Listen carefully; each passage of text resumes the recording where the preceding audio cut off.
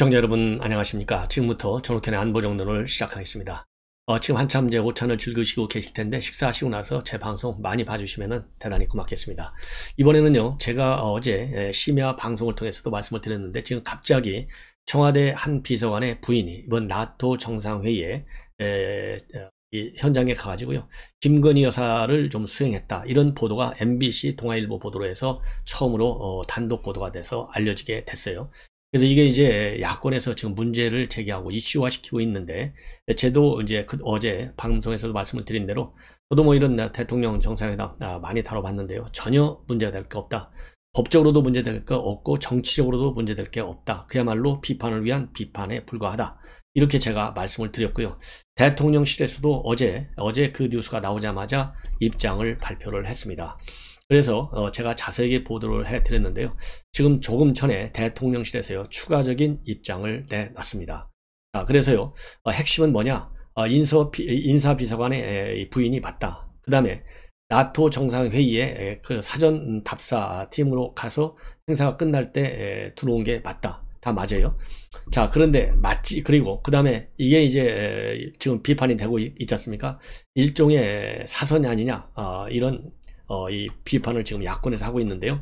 또 이 야권 언론에서 하고 있는데 이거는 맞지 않다. 그리고 핵심적인 이유 중에 하나는요, 이 기획은 전부 다 했다. 왜? 이 대통령 내외를 너무나 오랫동안 잘 알고 있기 때문에. 왜냐하면 이런 큰 행사를 하려면요, 우리가 정상의 입장에서는 상대 말하자면 외국 정상, 그러니까 정상회담을 하는 정상의 여러 가지 정보를 많이 알아서 준비를 하는 게 기본이잖아요. 마찬가지예요. 상대국 정상도 윤석열 대통령 내외의 정보를 많이 알아서 행사를 준비해요. 그래야 성공할 확률이 높으니까.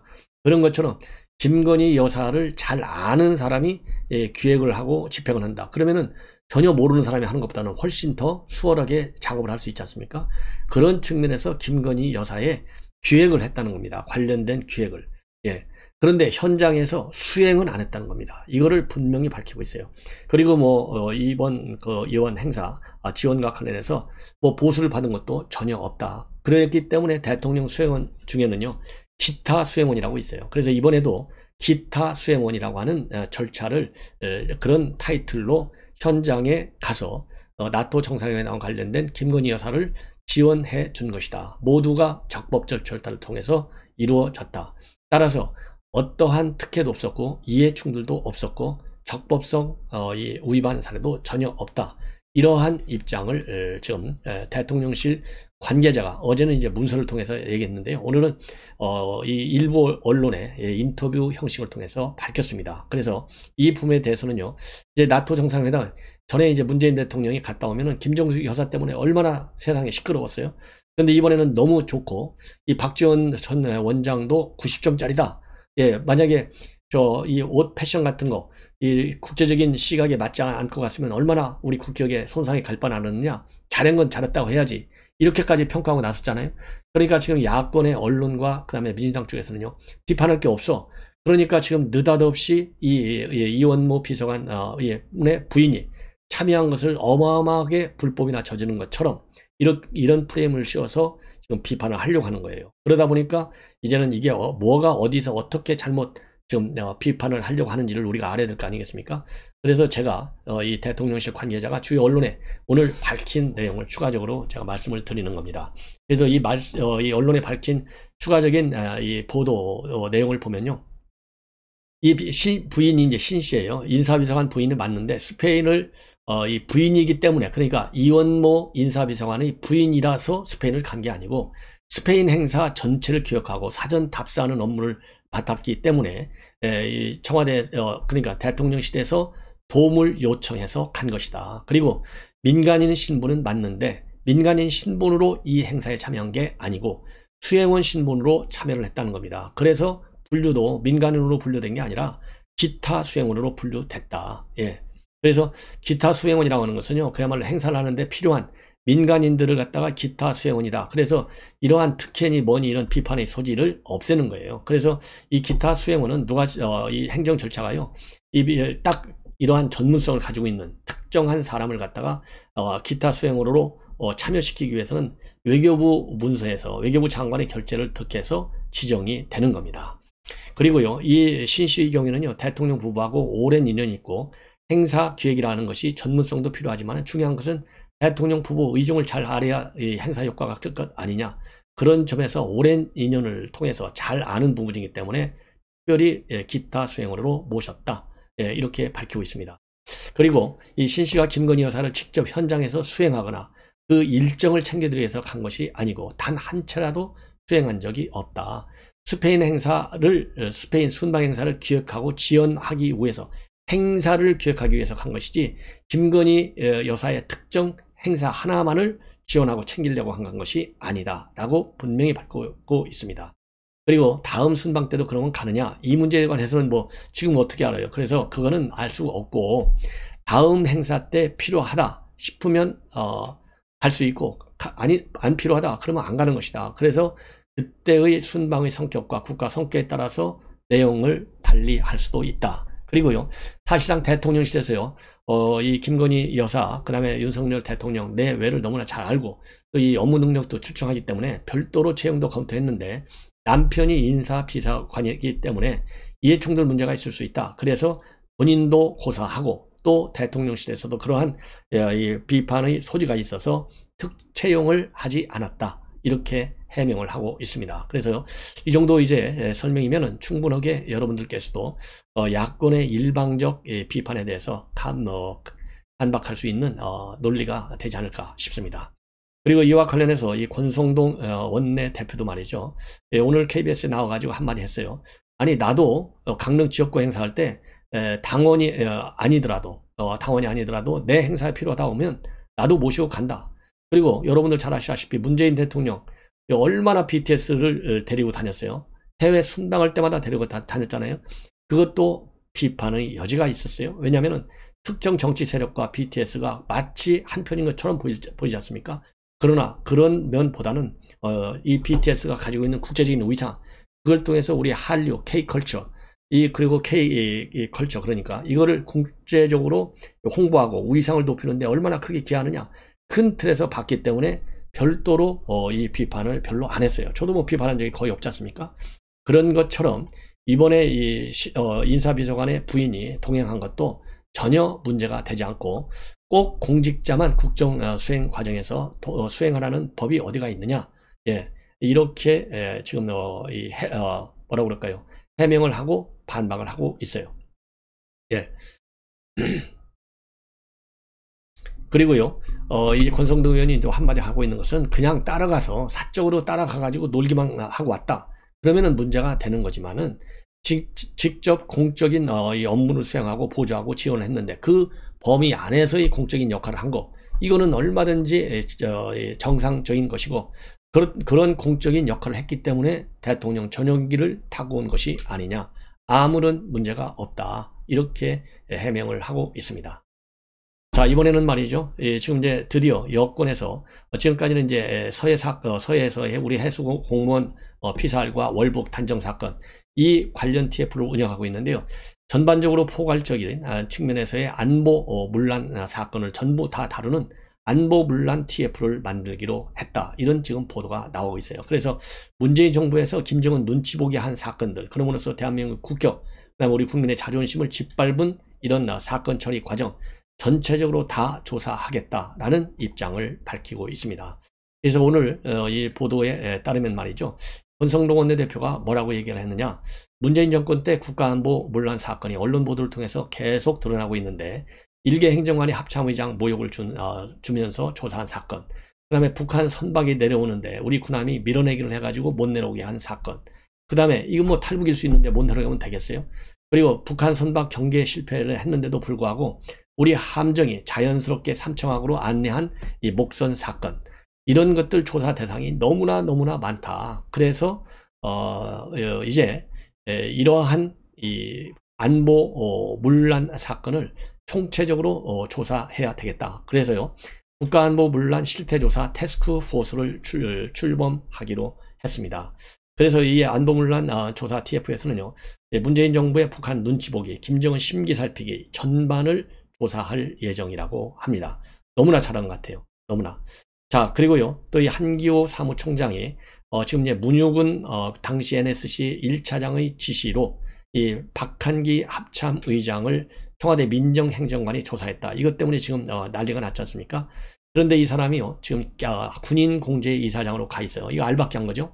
이와 관련해서 한교 사무총장이 이 관련 거취를 분명히 하라, 날카롭게 촉구하고 있습니다. 그래서 이 김유군 지금 이사장의 경우에는요, 본인 명예도 그렇고 군 명예를 완전히 실추시킨 그 책임이 있지 않느냐, 어떻게 군인 복지를 챙긴다는 군인공제이사장으로 앉아 있느냐, 자리에 안연하지 말고 사퇴하라, 부끄럽지 않냐, 공개적인 사퇴를 요구하고 있고요.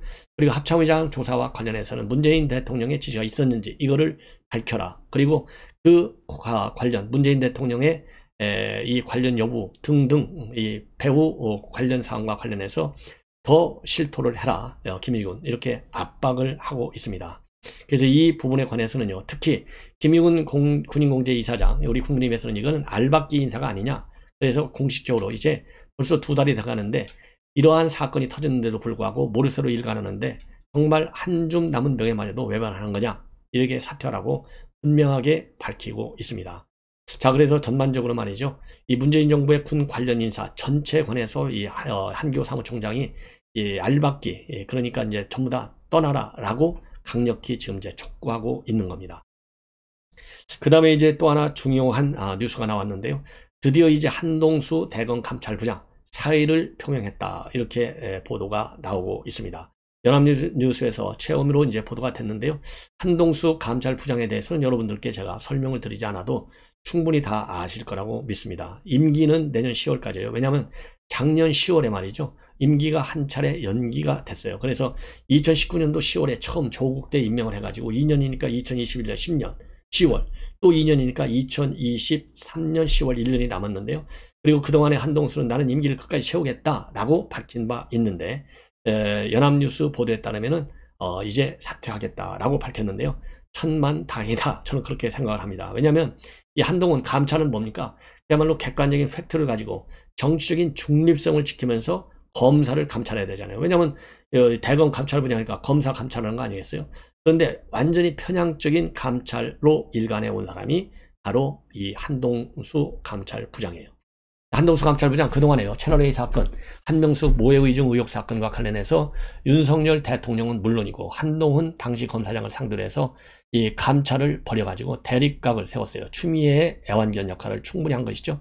그리고 한동훈 장관 인사청문회까지도 출석해서 증인으로 한동훈 검사장을 감찰하겠다는 보고를 하니까 윤석열 당시 검찰총장이 책상에 자리를 얹어놓고 쉬하지 말라, 덕분하더라, 이 얘기까지 꺼낸 사람이 바로 한동수 감찰부장입니다. 그리고 이 추미애가 이 윤석열 총장을 징계할 때 몰래 이 감찰과 그리고 이제 이 형사적인 조치를 취하려고 하다가 당시 조남관 대검 차장한테 걸려가지고요, 조남관 차장이 감찰하라 한동수를, 이렇게까지 사단이 벌어졌던 사람이 바로 한동수예요. 그리고 이성윤 고검장 공소장 유출 의혹 사건을 조사하면서 주요 자료를요, 법무부 보고에서 누락했다는 혐의가 있어가지고요, 감찰 수사 대상이 되기도 한 바 있습니다. 자, 그리고요, 이 한동수는 말이죠, 이 우리법연구회 출신의 좌파 변호사, 판사 출신입니다. 그래서 추미애 완전히 친추미애 라인이죠. 여권 코드 1번이라고 볼 수 있어요. 그래서 시종일관 윤석열 당시 검찰총장의 수사와 이 감찰과 관련해서 맨 앞장선 사람이 바로 이 사람이에요. 이거를 갖다가 이제 박범계 장관이 작년에 임기 연장을 해줬는데요. 최근에 이제 한동훈 법무부 장관이 인사를 하면서 이 한동수 감찰부장 바로 밑에다가 이 정의도 검사를, 부장검사를 검찰 3과장에 발령을 냈어요. 그러니까 이 검찰 3과장에 정의도 부장검사를 냈다라는 얘기는 결국은 한동수 견제용이 아니겠습니까? 누가 보더라도. 그런데 이 정의도 부장검사는요, 이 과거에 감찰 1과장을 하면서 이 한동수를 모신 적이 있어요. 그러다가 6개월 만에 2019년도 8월에 좌천된 바 있습니다. 그리고 이제 한동수 감찰부장은요, 작년 12월 달에 뭐라고 작년 12월 달에 한동수 감찰부장이 페북에 썼냐면, 보수 언론에서 본인을 갖다가 이상한 사람으로 매도하고 있다. 본인은 정치적 중립을 지키면서 공정하게 업무를 수행하고 있다. 이런 이 반박을 내놓은 바 있어요. 근데 그때 정의도 부장검사가 뭐라고 내리쳤느냐. 저는 상사로 모셨던 개인적인 경험, 그리고 이후 감찰부장님의 업무 처리 행태를 근거로 해서 정치적 편향과 불공정이 너무나 심한 사람이다. 이렇게 올려서 이 한동수 감찰부장을 반박한 바 있습니다. 자, 이렇게 되니까 이제 본인이 이래저래 윤석열 총장 대통령 됐죠. 본인이 죽이려고 달려들었던 한동훈 이 검사장은 장관이 됐죠. 그리고 본인이 내쫓았던 정의도 부장검사는 또 다시 직계 밑에 과장으로 왔죠. 그러니까 이제 본인도 양심상 내가 떠나야 되겠구나, 뒤늦게 반성을 한 것 같습니다. 하필 기적인 것이죠. 그래서 이 대검의 알박기 대표적인 인물 중에 하나인 한동수 결국은 떠난다. 이 소식을 여러분께 전해드립니다. 차제에 말이죠. 지금 이제 법무부 그리고 법무부에서도 최근에 밑에 있는 부장검사를 반말로 이 하대골에서 논란을 야기한 바 있는 민변 출신의 국장의 한 분 있잖아요. 이 사람도 알박기라고 볼 수 있는데 떠나야 될 것이고, 또 지금 현재 사법부에 있는 이 김명수 측근 판사들, 인사 관행을 깬 판사들, 이런 사람들도요 전부 다 떠나라 라는 압박 여론을 우리가 조성해야 될 때가 아니냐, 이렇게 생각이 들어요. 이제는 사법부와 법무부 그리고 대검에 있는 이 특정 성향의 능력이 없는 이 판사, 검사 이런 사람들을 이제는 빼내야 된다, 이렇게 저는 생각을 합니다. 그게 정상적 공직자 상을 확립하는 데도 굉장히 도움이 될 것이다, 이렇게 저는 판단해요. 이번에는요 야당의 중진 의원인 이상민 의원이 상당히 강한 입장문을 내놨어요. 지금 검수완박 법안, 지금 헌재 우연 결정 신청을 해놨잖아요. 이거 헌재에서 반드시 우연 결정을 내려야 마땅하다. 그리고 이 검수완박 법안과 관련해서 지금 이 야당에서 당 대표 출마하는 사람들이 왜 아무 말도 안 하느냐, 굉장히 참 유감스럽다, 이런 입장을 내놨는데요.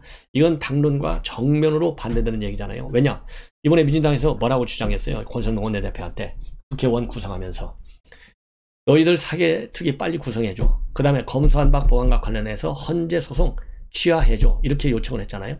이거 취하가 아니고 헌재에서 우연결정 빨리 내려라 주장한 거예요. 그래 그나마 이런 이상민 의원 같은 분이 있어서 민주당이 이 정도까지라도 그래도 이 성격을 유지하고 있는 것이 아닌가, 이런 생각이 들어요. 자, 그래서 이 조선일보와의 인터뷰를 통해서 밝힌 내용인데요. 우선 핵심적인 것은 검수완박 법안은 헌재에서 우연 결정이 나와야 마땅하다. 왜? 법안 처리 과정에 헌법 위반이 명백하다. 그러니까 절차적 하자가 굉장히 크다라고 하는 우리 국민의힘과 맥락을 같이 하고 있어요. 그래서 이제 민영배 위장 탈당 하면서 국회 선진화법, 그 다음에 수구민주주의 핵심인 안건조정제도 자체가 무력화됐고, 이러한 치사한 꼼수로 국회법과 민주주의를 유린하게 됐는데 절차적으로 중대한 하자가 있기 때문에 헌재에서 바로 잡혀야 된다, 이렇게 입장을 밝혔습니다. 그리고 지난 3일 날은 페북을 통해서요, 지금 민주당은 괴물과 좀비들이 가득 찬 소굴이다, 철험회 같은 곳에서 민의원 복당을 주장하고 심지어 순교자 얘기를 하는데 연이어 선거에 참패했는데도 며칠 지났다고 고개를 빳빳이 들고 민심과 동떨어진 모습을 보이니 그런 소굴처럼 느껴진다, 이렇게 강하게 비판하고 있습니다. 그러면서요, 선거에서 국민들로부터 이렇게 평가를 받았으면은 반성이 필요한데 다들 내가 개혁적인 자라고만 하고 있으니 설득력이 없다. 그러니 신뢰와 지지가 따라오겠느냐, 민주당에 대해서. 이제는 민주당이 개파의 찌들어 있고 악질적인 팬덤에 딱 노예가 되고 있다, 이렇게 반박을 하고 있어요. 그러면서 한 가지, 지금 정치는 민주당과 국민의힘이 별다른 견제도 없이 누가 더 못하나 경쟁하면서 서로에게 모르핀 주사를 놔주는 상황인데, 규제를 허물고 다양한 정당이 출연하면 정치에도 건강한 경쟁이 생기고 유권자의 선택 폭도 넓어질 것이다. 그래서 여야 양당이 독점하는 이 정치 구조, 서로를 망치고 있다라고 비판을 하고 있습니다. 자, 시청자 여러분, 이렇게 해서 말이죠. 지금 이제 이상민 의원의 이 비판, 여러분께서 옳은 소리다, 이렇게 평가를 하실 것 같고요. 그리고 안철수 의원이 오늘 이제 보도자료를 냈는데 12일 날 국회에서요, 민당정 토론회를 개최한다고 합니다. 그래서 이번 토론회에서는요, 이제 이 핵심적인 것이 지금 이제 미중 간의 패권 기술 경쟁, 그 다음에 코로나 바이러스 문제, 그 다음에 우크라이나 사태, 이런 복합 위기가 있기 때문에 실질적인 해법을 만들기 위해서 이런 토론회를 만들었다, 이렇게 밝히고 있고요. 12일 글로벌 경제위기와 우리의 대응 방향을 시작으로 해서 20일에는 과학기술 패권 시대의 경쟁 전략, 그리고 26일에는 반복되는 팬데믹 시대의 과학적 방역과 백신 주권, 그리고 다음 달 9일에는요 청년 세대를 위한 연금 개혁 방향, 이 4차례에 걸쳐서 토론회가 진행될 예정이라고 합니다. 이건 뭐 오픈 토론이기 때문에요, 우리 시청자 여러분들께서도 한번 가셔서 좋은 분들, 이 전문가들의 의견을 한번 들어보시면 좋을 것 같습니다. 시청자 여러분, 즐거운 오찬 시간 되시기 바랍니다. 대단히 고맙습니다.